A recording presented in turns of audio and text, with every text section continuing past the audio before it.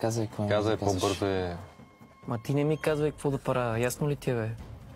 Ясно ли ти е, бе? Я не ми повишавай това. Какво ще направиш? Нищо няма да направиш. Еми точно ще мълчиш, ще гледаш я. Няма да мълча. Мълчи. Ти ще мълчиш. Ще мълчиш. Ще викам, ако искам. Ама я да не те накажа да направиш 20 лица. Айде, накажи му. Айде отидай за 20 лица. Покажи ми как се правят. Айде, началник, давай, покажи ми как се правят. Какво да ти покажа, бе? Мълчи там и това. Няма ясно си ли ти е? мълча, бе. Ще си мълчиш, бе. Няма си мълча, Айде да спреш да си толкова така. Почвай да говориш какво имаш да казваш. Говори и се махай. Стига се такова. Да се махам ли? Да. Ти гледай, те махнат тебе. Такива навън, знаеш какво ги правят като тебе? Какво? На 2 стотинки. Айде, казвай какво ще казваш. Ще кажа какво те прецена.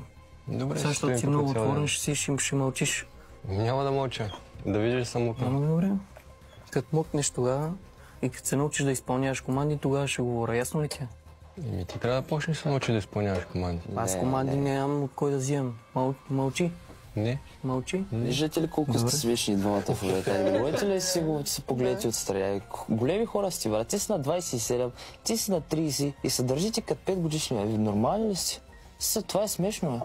Честно ви казвам. Някой питал ли те? Ма не, аз ти казвам как изглеждаш страни. Спри малко и казвай какво ти имаш да кажеш, защото вече дразниш.